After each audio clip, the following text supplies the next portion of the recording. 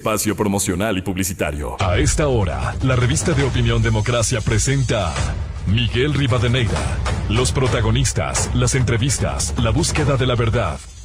Miguel Rivadeneira, en la revista de opinión Democracia.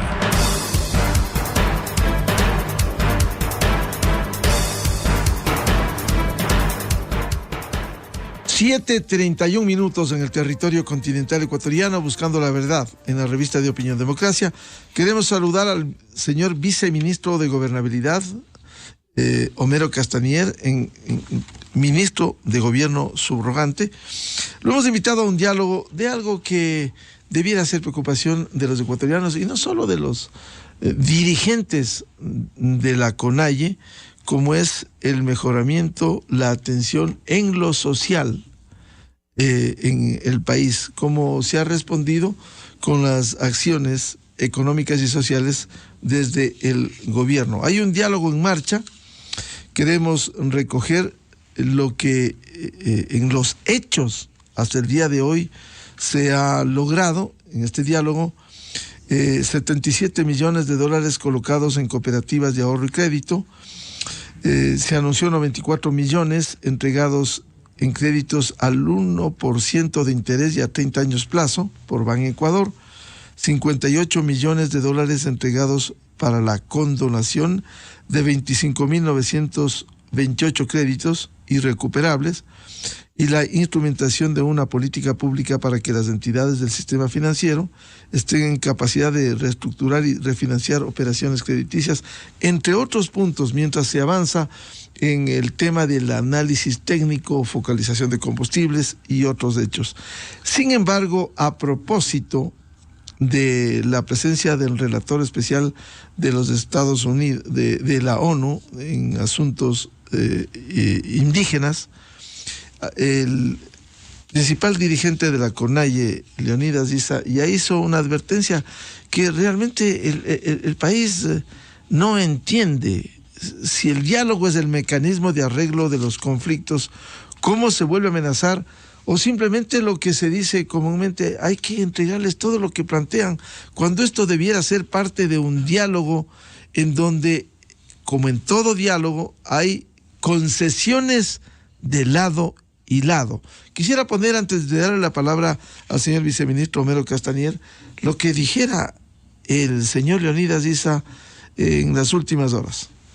Quiero dejar claro, estimado hermano, relator de Naciones Unidas para Asuntos Indígenas, es de enorme preocupación que no se ha avanzado en el tratamiento y en los resultados de las otras mesas. En el tema de combustibles, se sigue dando, en este caso, a las largas. En el tema de alivio financiero, si bien es cierto hay una resolución, pero en la práctica no pasa nada. Nuestra gente, nuestros hermanos indígenas, no indígenas, que salimos a las calles, donde dijimos necesitamos un alivio financiero, en este momento no pueden resolver los problemas de la deuda a nivel nacional. En el tema de control de precios, en este momento se sigue subiendo los precios de los productos de primera necesidad. No hay resultados en la mesa. Por nuestros hermanos en los territorios, la población ecuatoriana, ¿qué dice? Salimos a las calles con el afán de por lo menos que paren los incrementos de los precios de los productos de primera necesidad. No ha pasado nada, y eso es de absoluta responsabilidad, en este caso, de garantizar la vida o solo garantizar, en este caso, las tasas de ganancias de los sectores industriales sobre todo. Hemos venido trayendo la propuesta desde el campo, indígenas, montubios, mestizos, para garantizar el precio de sustentación de los productos de los campesinos, por la cual en esto no tenemos ningún resultado. Y quiero dejar aquí, hermano relator, y que sepa esto, el país, en estos 45 días, de venirnos con voluntad, con criterio, con propuestas, realmente sentimos que de estas mesas no van a haber resultados. Es de enorme preocupación porque nosotros esperamos que en esta posibilidad de resolver vía diálogo, el diálogo esté siendo tomado única y exclusivamente como un proceso de disuadir los procesos de lucha. Creemos nosotros, traemos la resolución de nuestras organizaciones de base, pero que no se haya dado resultado, nos parece una estrategia de aperturar todas las mesas y no tener participación en las mesas. Bien, bueno, aquí la primera pregunta que le formulo al viceministro Castañer, ¿aquí hay una agenda política o hay una agenda de auténtica reivindicación de los derechos de los indígenas en el campo. Señor viceministro, buen día. Muy buenos días, Miguel. Un saludo a usted y a todos quienes nos siguen esta mañana. Un gusto compartir este diálogo. Quiero ser categórico. Esa narrativa de que las mesas no han tenido avance es totalmente falsa. El gobierno nacional, con gran responsabilidad, con presencia de ministros, de funcionarios, se ha sentado a buscar salidas, a responder absolutamente todos los pedidos que nos han hecho las organizaciones y pueblos y nacionalidades indígenas. Todos. Ahora, que no sean las respuestas que ellos aspiran o que ellos quieren es un tema muy diferente. Nosotros como gobierno nacional tenemos atribuciones y funciones, tenemos una normativa legal y también tenemos, hay que decirlo, limitaciones presupuestarias. Pero por ejemplo, en ese tema, y acabé de escucharles, supongamos en el tema control de precios, ¿sabe cuál fue la propuesta del movimiento indígena? Y así, en este sentido, queremos un decreto que se fije en los precios de estos productos. La fijación de precios no funciona. La academia ha demostrado que fijar precios genera escasez, genera incluso mercados ilegales de productos. Existen 2 países en donde se tiene fijado precios y tenemos colas para recibir alimentos, Venezuela y Cuba. Busquemos nosotros la manera, vamos a hacer controles de precios, vamos a sacar una tarifa social en el tema internet, en el tema telefonía móvil, en el tema de que haya un observatorio de control ciudadano para que no haya especulación. Les invitamos a que sean parte, trabajemos juntos.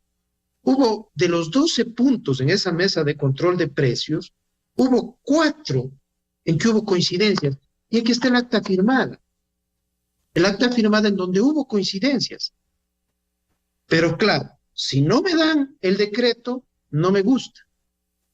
Entonces, eso no se trata de un diálogo franco, de un diálogo transversal, de un diálogo en donde tiene que haber propuestas, contrapropuestas, análisis, sino un tema ya de imposiciones, y así no funcionan las cosas. Y peor aún, amenazas. Y no se puede decir a mitad de un diálogo, estamos a 45 días, no me gustan los resultados, entonces por eso amenazo con levantarme e irme.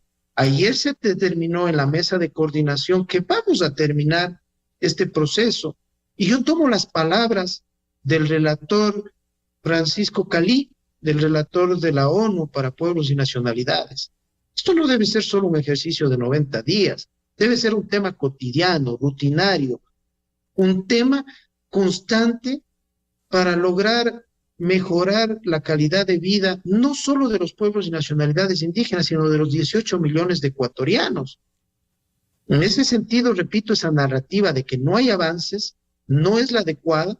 Ha habido avances muy importantes en todas las actas. Yo tengo aquí cogido 5 actas de diferentes mesas. Están las firmas de los representantes de los pueblos y nacionalidades.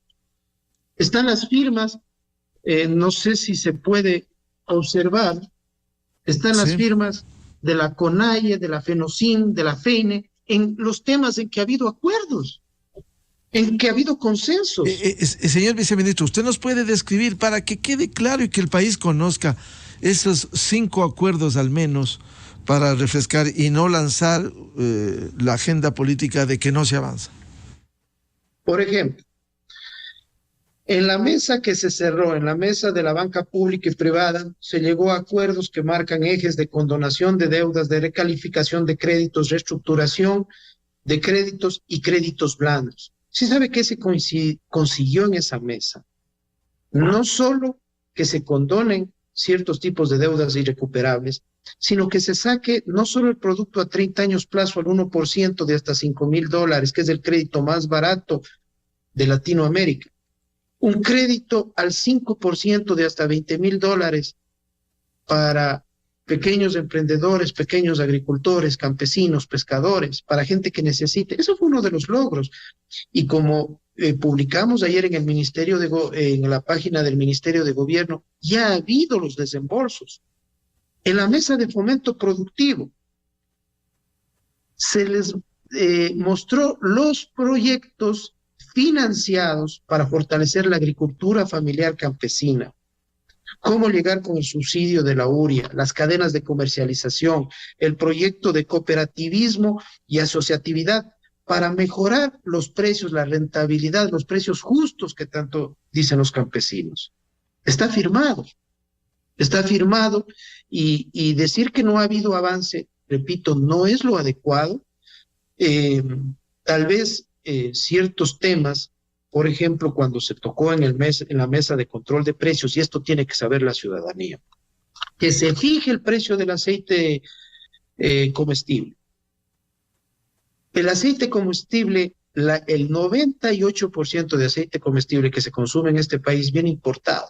Solo el 2% de palma que se produce en el país sirve para el aceite comestible.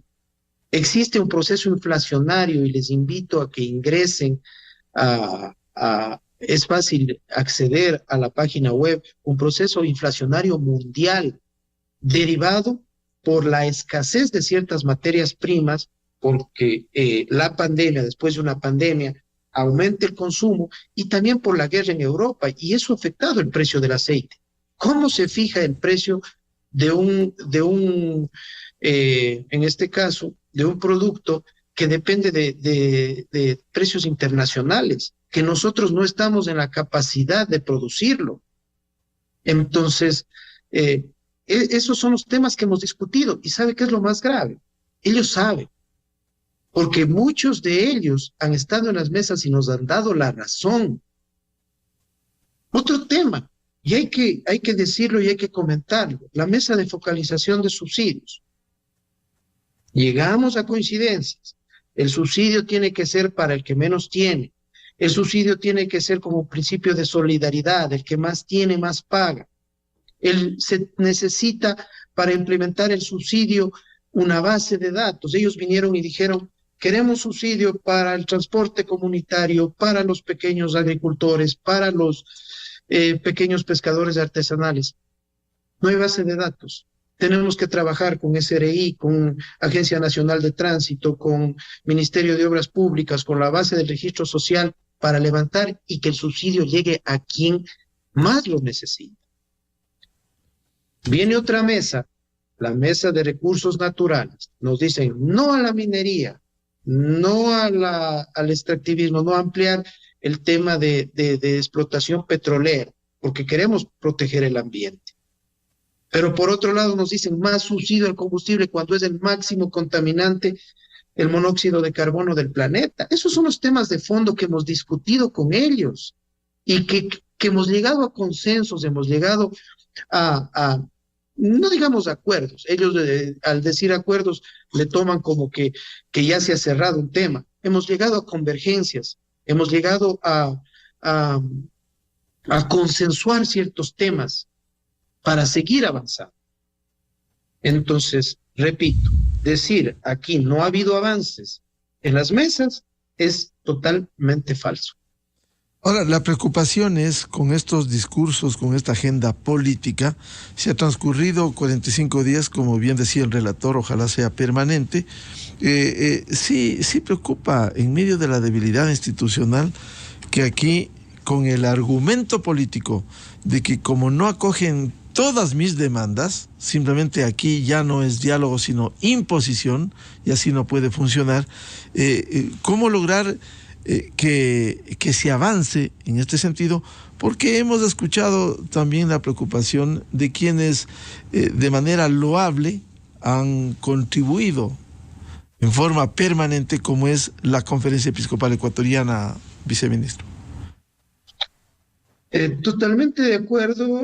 La Conferencia Episcopal Ecuatoriana ha sido un puntal fundamental al prestarnos las instalaciones, hacer las convocatorias, a trabajar en una metodología de diálogo, en generar un escenario positivo para que este diálogo se dé. Tengo que decirlo, la academia también muy importante en su facilitación, en representantes profesionales, en la relatoría, en el manejo de las mesas, muy importante, pero el tema ya no va a caer este rato en que estas propuestas, si no son acogidas, entonces ya no es de mi gusto. Nosotros como gobierno tenemos que darle respuesta al Ecuador. Los temas propuestos en estas mesas, más allá de que sean de acuerdo o no estén de acuerdo los movimientos indígenas, los vamos a implementar. Ese ha sido un compromiso del gobierno antes de iniciar estas mesas, con absoluta responsabilidad. El ministro Francisco Jiménez citó a todos los ministros de Estado y comprometió que apuntemos todos nuestros esfuerzos para que estas mesas de diálogo funcionen, para dar respuestas. Tras estas mesas hay horas y horas de trabajo intragubernamental para ver los mecanismos de dar respuestas a los pedidos. Repito, habrán pedidos que no sean canalizados como ellos plantean, pero para todos ha habido respuesta, absolutamente todos, y esas respuestas se implementarán más allá que ellos o no estén de acuerdo.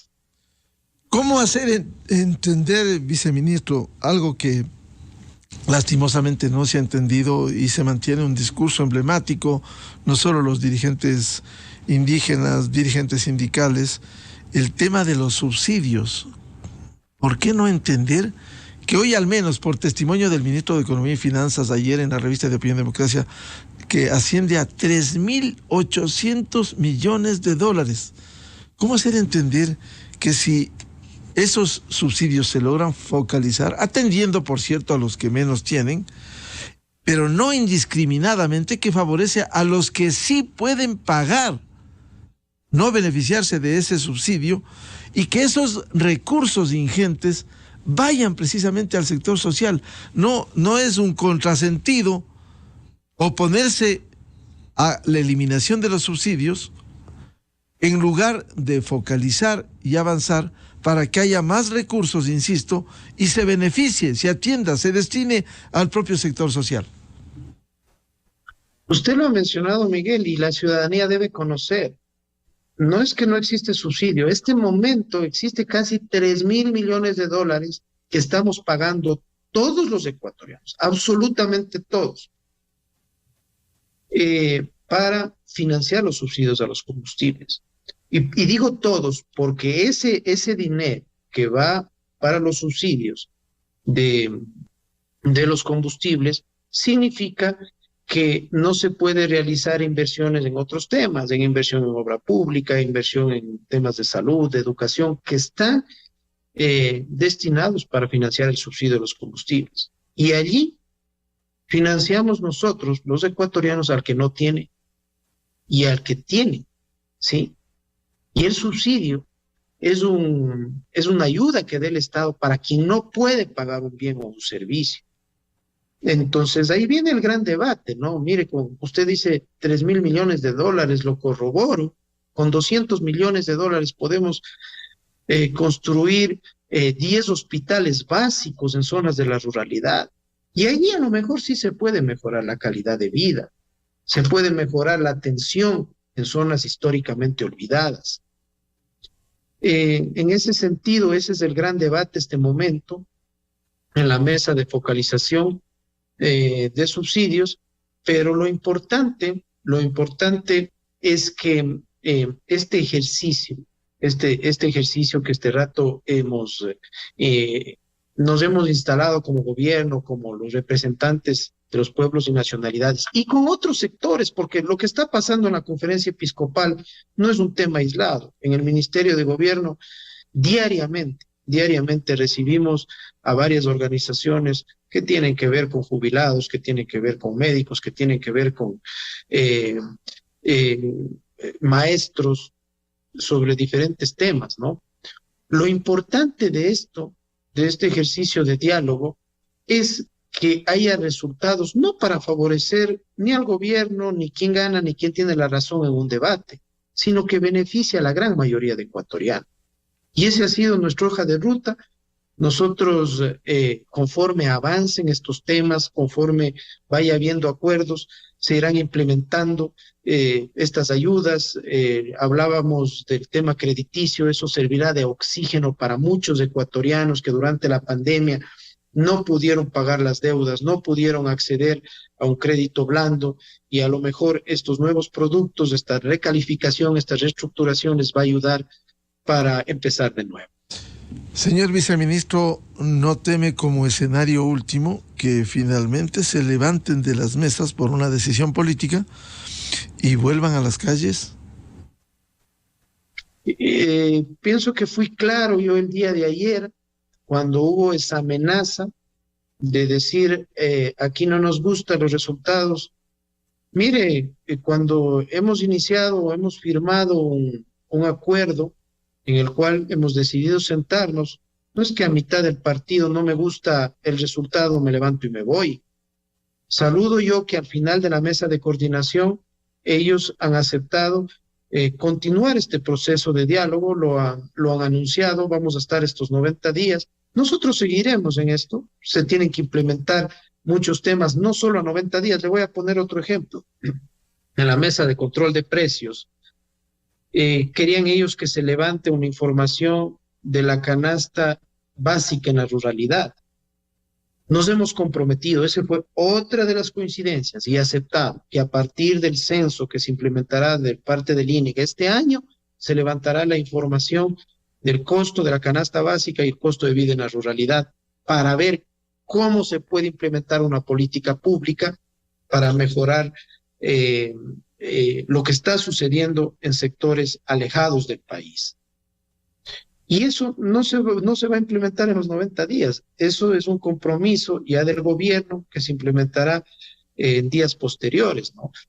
Pero esperemos que en este ejercicio no se trastoque, no se contamine con temas políticos. Recordemos que estamos a puertas de elecciones seccionales y a lo mejor pueden haber discursos políticos para generar protagonismo de cara a las próximas seccionales. Nosotros seguiremos trabajando con objetividad, responsabilidad y respeto a las propuestas, y la mejor forma de respetarles es dar una respuesta a esas propuestas que a lo mejor no sea la que ellos aspiran en ciertos temas, pero como gobierno hemos dado respuesta a absolutamente todas. Bien, estamos convencidos que el diálogo es el mecanismo más idóneo para la solución de los conflictos, y como en todo diálogo, como en toda negociación, tiene que haber cesiones de parte y parte. Y hay que entender, a menos que una agenda politiquera trate de imponerse en el Ecuador, que confiamos que no sea ella la que se imponga. Al señor viceministro de Gobernabilidad, Homero Castañer, muchas gracias. La atención a la revista de Opinión Democracia. Gracias a usted, Miguel. Un lindo día. Muchas gracias. Muy buen día. 7:54 minutos en el territorio continental ecuatoriano. Buscando la verdad en la revista de Opinión Democracia. Vamos a una pausa publicitaria y ya volvemos para hablar sobre el juicio político a los 3 vocales del Consejo de la Judicatura, con 4 invitados: la periodista Talía Flores, de Primicias, el asambleísta Dalton Basigarupo, de la ID, el doctor Ramiro García Falconi, penalista y académico, y el doctor Ramiro Rivera, articulista de El Comercio. Miguel Rivadeneira en la revista de Opinión Democracia. Oye, amor, ¿y si le regalamos esta computadora a la niña en su cumpleaños? Déjame ver.